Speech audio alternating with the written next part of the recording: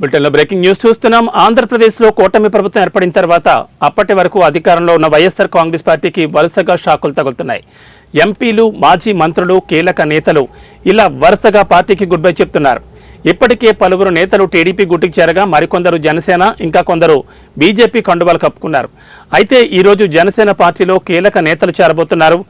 Senior నేత మాజీ మంత్రి బాలినేని శ్రీనివాసరెడ్డితో పాటు మాజీ ఎమ్మెల్యేలు సామినేని ఉదయభాను, కిలారి రోసయ్య కూడా ఈరోజు జనసేన కండువా కప్పుకోబోతున్నారు.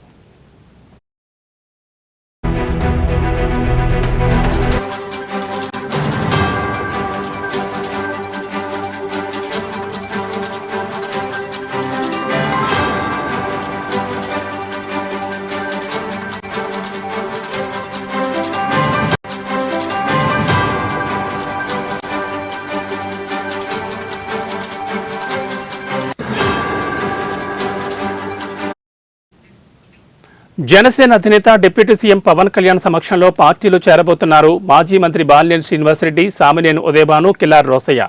దీనికోసం మాజీ మంత్రి బాలినేని శ్రీనివాసరెడ్డి మధ్యాహ్నం 12 గంటలకు ఒంగోలు నుంచి మంగళగిరి జనసేన పార్టీ కార్యాలయానికి బయలుదేరనున్నారు. జనసేన పార్టీ అధినేత పవన్ కళ్యాణ్ సమక్షంలో పార్టీలో చేరబోతున్నారు.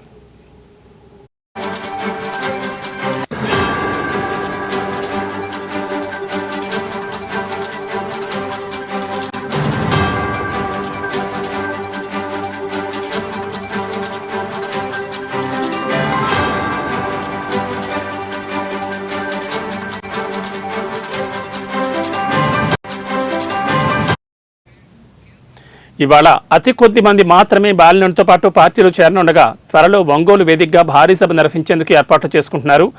ఇక జగ్గయ్యపేట మాజీ ఎమ్మెల్యే సామినేని ఉదయభాను ఇప్పటికే వైసీపీకి రాజీనామా చేయగా మధ్యాహ్నం 12 గంటలకు ర్యాలీగా బయలుదేరి జనసేన కార్యాలయానికి చేరుకోనున్నారు ఉదయభాను.